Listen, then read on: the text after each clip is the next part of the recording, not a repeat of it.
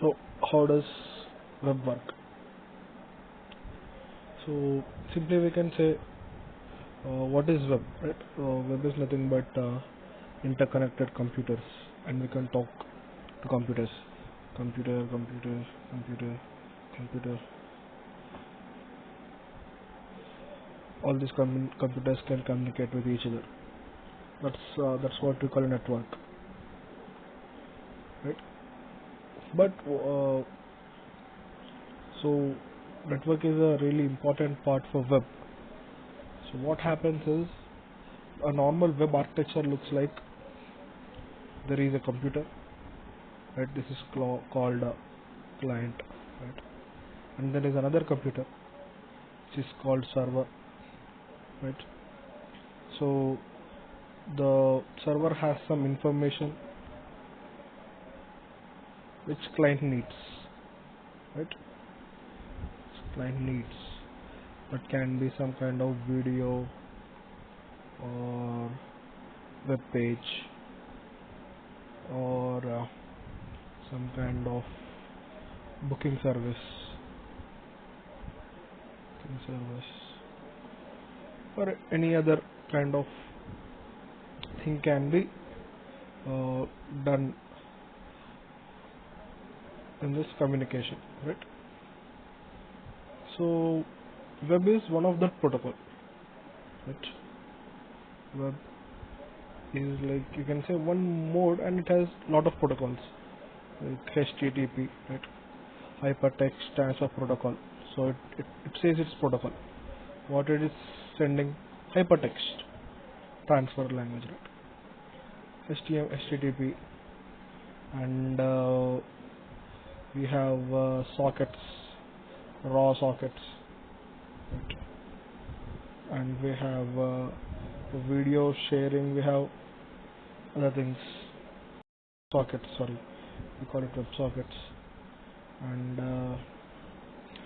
TFTP, right? File transfer protocol is there, and SSL, secured, like Open SSL, those kind of things, and all those kind of things are protocols which is needed for communication. Protocols are really important because if the client and the server are working on one protocol, the data transfer is possible. If not, it will be like garbage. We are sending hello here, but this is receiving it's like some other different thing. It doesn't make sense. So there should be some set protocol. So these are all the protocols that are generally used, and we see there are a lot more protocols. So yeah, so there are protocols, right? So the main protocol which web works on is like HTTP, right? HTTP. So what is HTTP? Hypertext Transfer Protocol, right? So what is Hypertext Transfer Protocol? Hypertext, so it says it is some kind of text, right?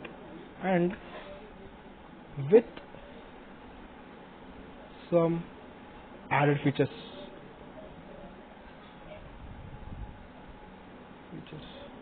No, it's not only text. Text can be like when you're sending text messages, right? That's text, but there is some added richness to this hypertext, and that looks like HTML, right? HTML is not only text, right? We have tags, h1, right, /h1, hello. We have a lot of text here. This is text, but when you render it, right? When you render it on a web page by a browser, right? The browser, you can see a different thing. Not only hello, but the hello will be having some properties. It will look big. It will look like a heading, right? So it has some additional features, and like we didn't talk about this, but web majorly Web majorly, the web, we use the web, on browsers, right? On browsers, right? We use web on browsers. So what is a web browser? Browser is nothing but an application, right? It's an app, just like the app I am using to show you this, right on this virtual page, right? So what it does is, the app runs on operating system, right? Nothing much. It runs on operating system, right? The operating system has the features of connectivity with outer world. So what happens? So there is another machine with an operating system and a program called server. So this browser requests the server for some data to the OS, right? And the server will send back the data to the operating system and then back to the browser. And if it is HTML, right? If it is a HTML, we will see that HTML here, right? Our browser. So browser, what does? Browser has some basic functionalities that a browser needs, right? It needs to parse HTML, parse and render HTML, right? Parse and render HTML, and not even HTML, and it should be able to do CSS also. Right? So there is a standard, right? HTML and CSS standard that a browser should need to implement. So whenever you tell the browser, you give the browser this thing, right? Like, get this thing. It should be able to write that thing in bold, big letters, right? And if you say CSS, right? Suppose H1, like the CSS is like color is like red. It should make this red, right? It should make this red in browser. So this functionality should be there in browser, right? And it should be able to do communication. It should be able to pass this HTML, pass this CSS, and one more important thing that browser has to do is able to run a script. Able to run a script, right? Able to run a script. But what kind of script? Why do you even need to run a script on a browser, right? It would have been fine, like if you ever went to some old pages, like let me show you one page quickly. If you go to some kind of plain HTML pages, one comes to my mind is Linux kernel, right?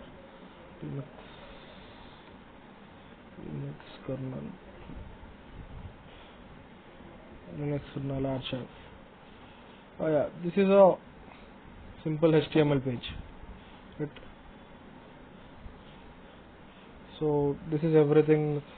This is just an HTML. You can see this is all the HTML standard, and I don't know if there is a lot of scripts that comes with it, but you can see a simple HTML page, nothing much. It just has some links, external links and everything, but it's HTML. But so what is the need for scripts then, right? You can say. So at the first starting the days, only HTML was there. There was no support for scripts. HTML itself was a scripting language which only allow some little features, like anchor tags and references, right? Those kind of things. Those are the basic things that were implemented. But we need scripts, right? Our web page gonna be interactive, right? Our web page is going to be interactive,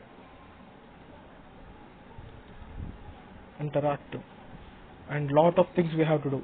We have to change our web page on the fly.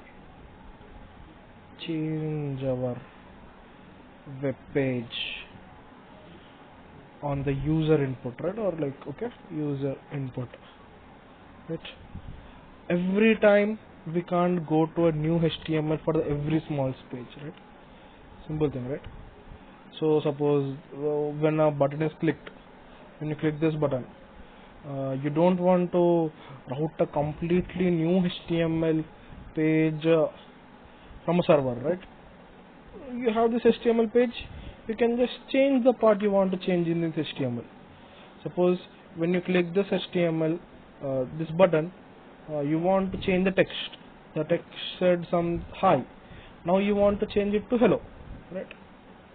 You want to change it to hello. So how do you do that? You don't want to like say like, okay, there will be a new a link here, a with ref to a new page called a.html or like some kind of HTML, and in that HTML there will be some div with hello. This is really stupid. Like, you don't want to go to all the pages, like go to whole network. It around takes some milliseconds, right? But our computers run on nanoseconds, so you can do your computation here and rendering here much more faster than rather going to the whole network, like hundreds of routers and across the sea. So that's why we need scripting. So what you can say in a script is like, if this button is clicked, right? If this button is clicked, please change this div. Please change div text to hi. Sorry, hello. So this is how we do it. So what kind of scripting language we came up with? That's called JavaScript, right? JS. So this scripting language is able to change the HTML, CSS, and like network fetches, right? And all other data manipulation programming stuff that you can do. You can write the data structures, arrays, linked list, graphs. You can do anything you want here, you know. You get a full-fledged programming language. But the main thing is, this JS is ran on browser, right? Ran on browser, not on host computer, right?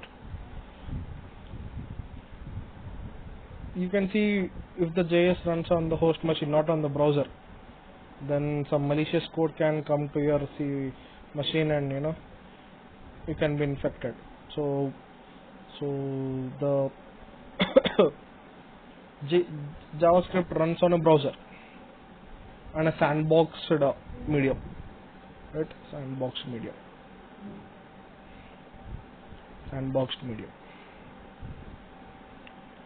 Yeah. So what our browser needs to implement till now? One is HTML rendering and parsing.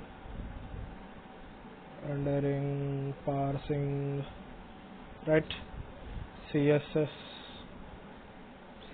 rendering, parsing. Now new thing is JS and DOM, which is called document. Sorry if I'm writing it really cross, but DOM, right? DOM, document object model, right? This is a data structure. Okay, it's a data structure. It's like a struct. If you know C, it's like a struct. or if you know C++ or Java, it's like a class, right? Class object, we can say, right?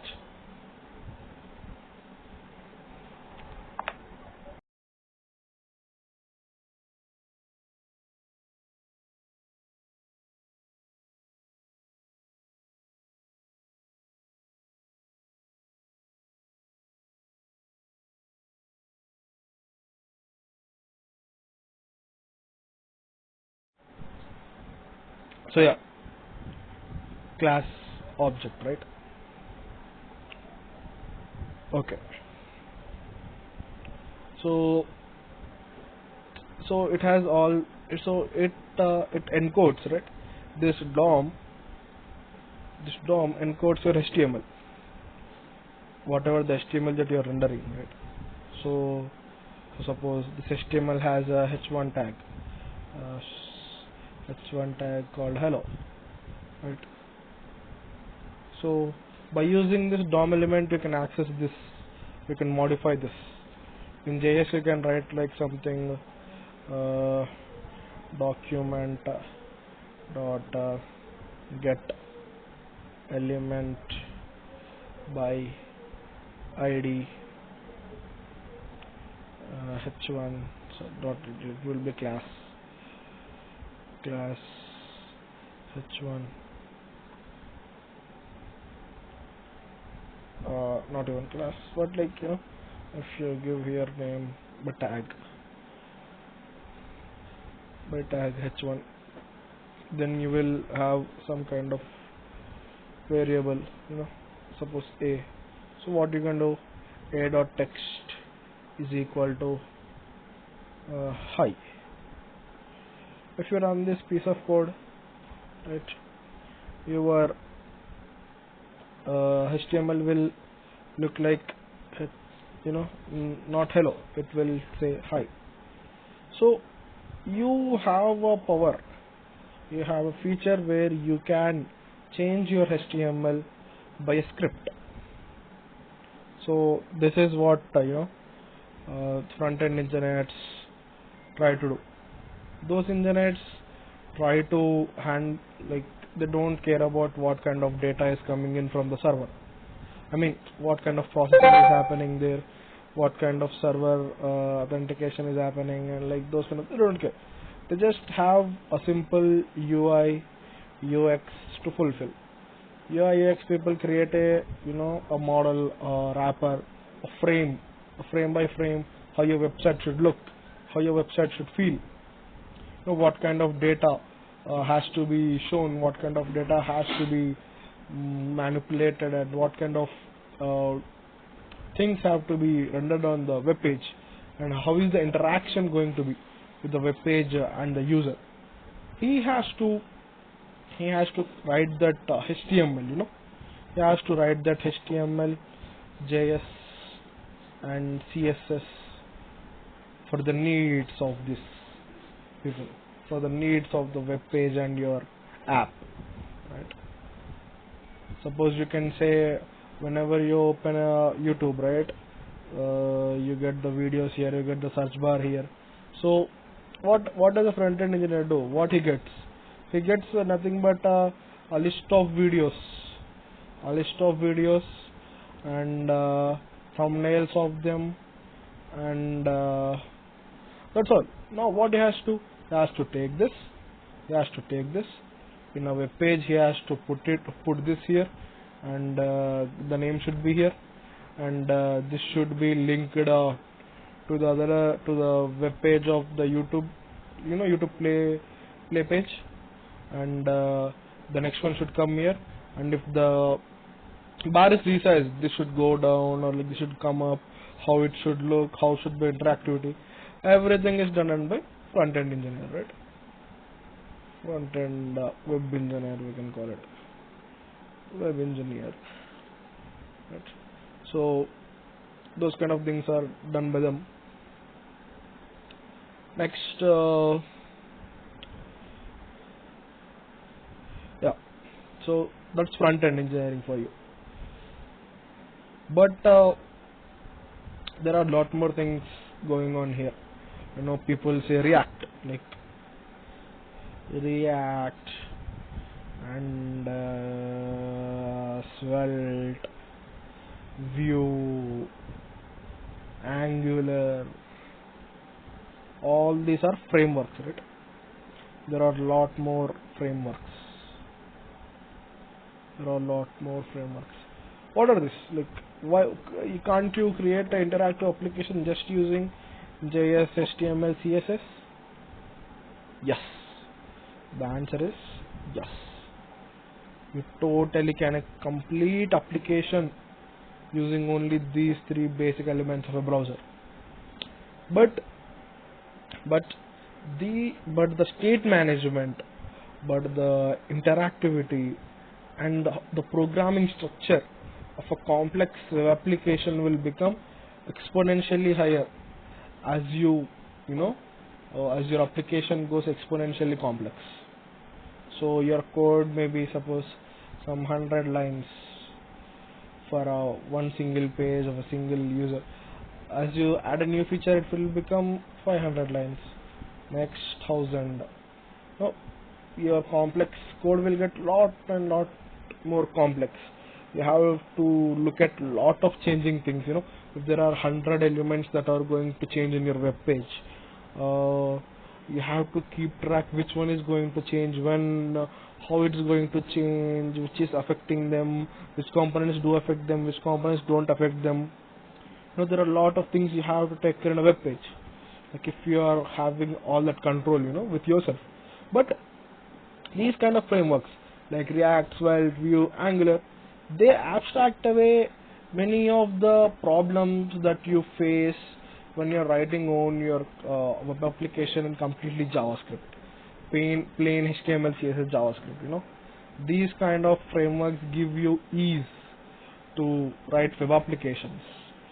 And if it's 500 lines pure JavaScript, HTML, CSS, it will be in React around 10, or like not even 10, but like exaggerating, but 100 lines of the React. So React, every framework has their own architecture and model to follow. So there are programming models, we say, right? So like in JavaScript, so in Java we have many models like that: observable model and deep inheritance model, and I'm not getting the name, data oriented programming and object oriented programming. Oops is there. So there are many number of paradigms, right? Programming paradigms, or like programming methodologies, right? How do a application needs to look like. So every framework has their own way of interpreting how an application should work, and what are the APIs, what are the core functionalities that were given. So React people has things called states, hooks, components, right? These kind of things, right? Svelte is more like inline JS, right? Inline JS with a compiler, right? It boils down to JS at the final. But React doesn't. React is more like an interpreter, if you think like that. Interpreter. It has a React tree, right? React DOM. So it has their own DOM, virtual DOM, we say it. Virtual DOM. So everything, every framework has their own ideology of how an framework, how an library or framework should be implemented, and what are the how it should be programmed, how a application should be programmed. Those kind of fundamental properties are different in every, but they share some common knowledge also. Even if you write your own JS, HTML, CSS web page, you will find some common pattern. that you will like to abstract away. So those kind of things are given by React. So this just make our lives easier. But yeah, so that's React. That's one front end engineering. Yeah. So that's all front end engineering is. So you are given some UI UX parameters, how your looks, how your web page should look, and how it should interact. You have to make that web page. There are a lot of things, React, with frameworks you can use, and components you can use, CSS, which kind of CSS you want to use, like lot of things there are you can use there. So that completes the front end part, right? What we are just seeing what happens when things come to browser, and what to be done in browser until now, right? But there is a thing also backend, right? Backend. So backend is the server thing, right? This is server thing. So what happens? This backend. These two combined makes our web, right? It's not only the single front end makes our web, or the single backend makes our web. Both combined makes our web what we have today. So in backend, generally we have our database, right? We have a database. We have our server code, server or runtime, we can say, server runtime program. And right, there are a lot more technological things here also, like so backend plus networking will be there, right? Networking, load balancing, those kind of things, lot of things. But these two are the main things we need. So what happens normally is, suppose there is an Instagram, right? Instagram. You are going to create a new user, right? In this UI, you give your email account, your username, your password. Please type your password again. Send it, right? What happens here? So first of all, okay. So what happens here? What happens here? You will make a object out of four these fours, right? You will make a list. You will send this list through this network to this computer, this computer, this computer, this computer. They will finally reach your server, right? How do you reach there? That's the topic of computer networks, right? How do you encode it? That's HTTP, right? So yeah, it comes here. Now what you have to do, you have to store it in database, right? You have to store it in database. How to do that? So first, where do you send it, right?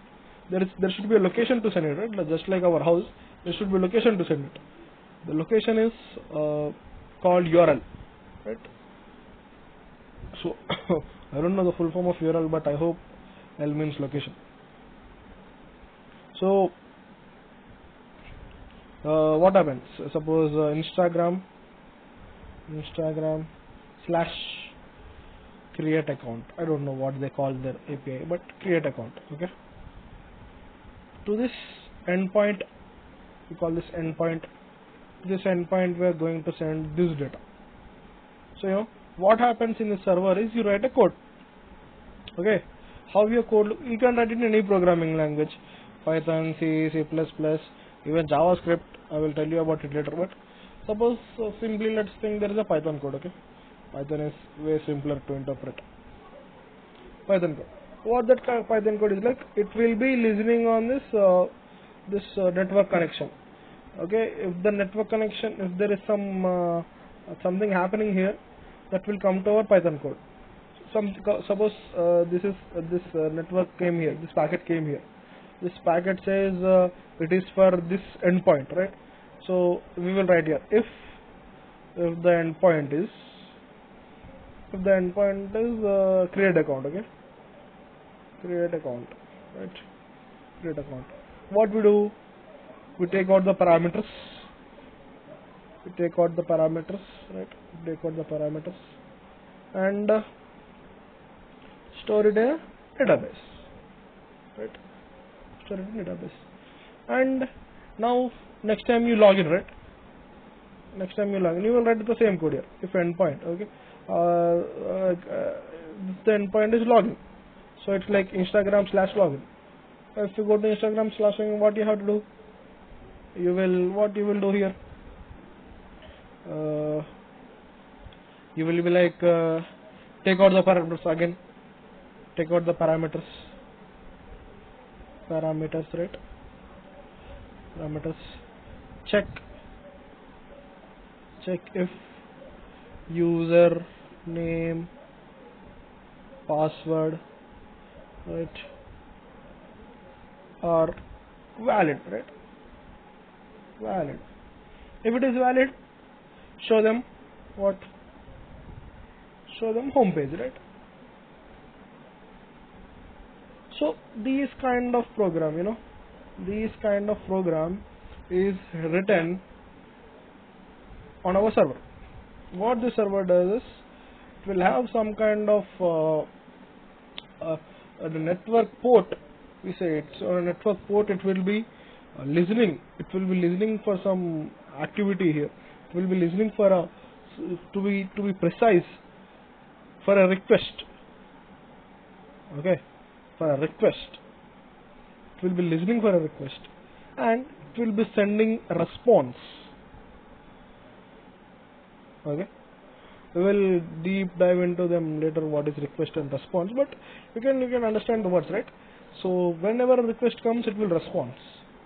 Okay, yeah. And who will create this request? The request is created by our browser, our JavaScript application. And who will parse this response? For who's the response is for? Our browser, our application, our React application, or like whatever the application we are using.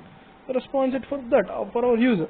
So it will take the response and will do whatever the things we have done, do it our JavaScript, okay, in the web page. So yeah, this is the overview, overview of like really small web development. There are a lot more things to web development. We didn't talk about how the pages are managed here, user authentication, and like tokens, how to store some data on the browser, how to store some data on the host machine, and how to do it, how to show some graphical, like you want to show some 3D objects, how can you show that here? And like there are many things you can even run. There are newer technologies called WASM that you can not even run JavaScript, but you can run any other language. You can run C, you can run your C++ code, you can Rust, Go, any kind of language you can run it on a browser. And we didn't talk much about the server programming like Python. You can even run your and backend. Not only one server, you can have n number of servers serving the same web page.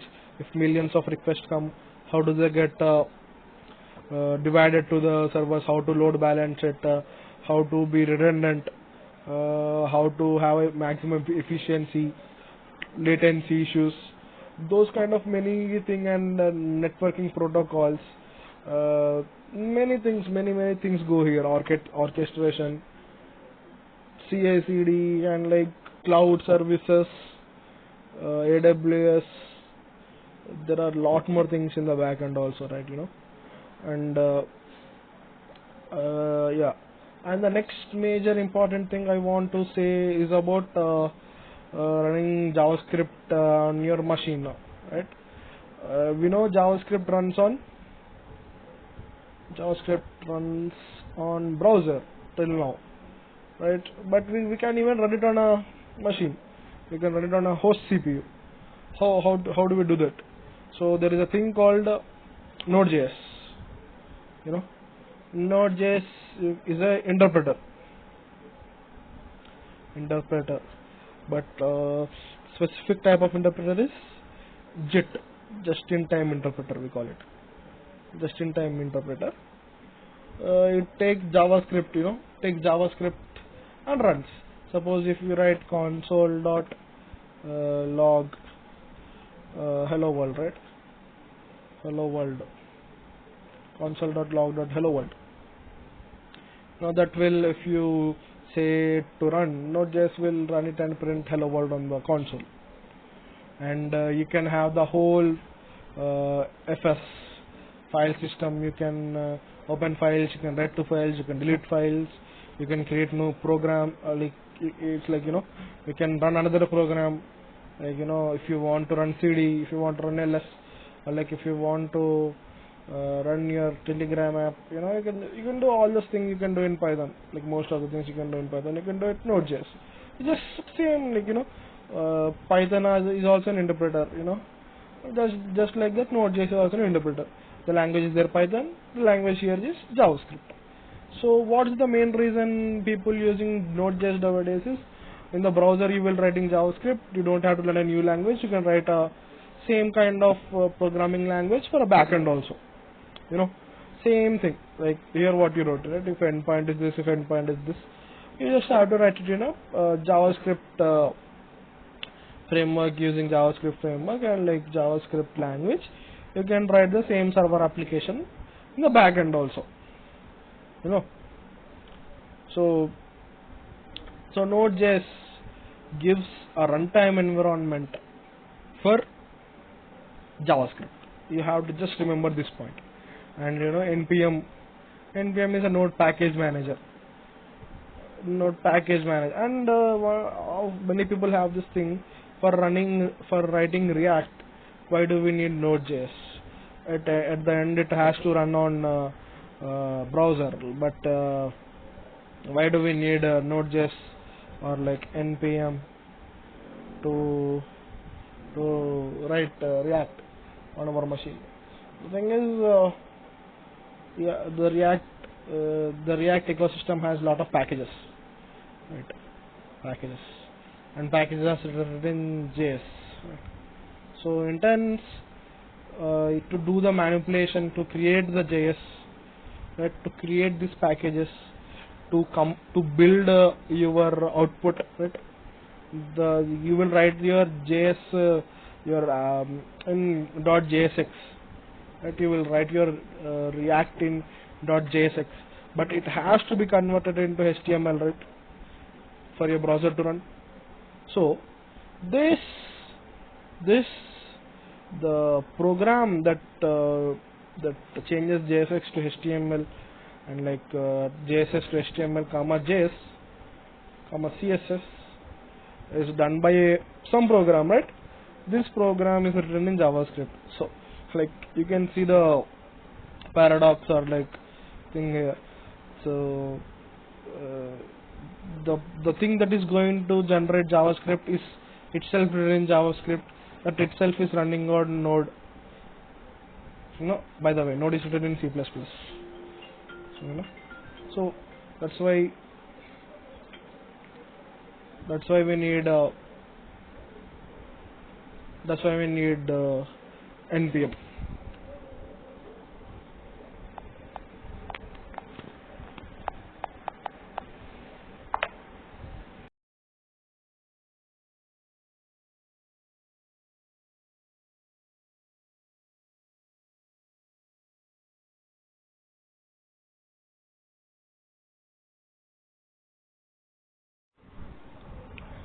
And in the next video we will see like how to create a basic application and how it's done, like basic server, backend, front-end application, and like I would show you how the process goes. So what are the main outcomes of this? How does web work? Just have to remember what is front-end, what is backend. What you have to just know, like the basics. Where is JavaScript running now? Where is JavaScript going to run? What kind of HTML is happening?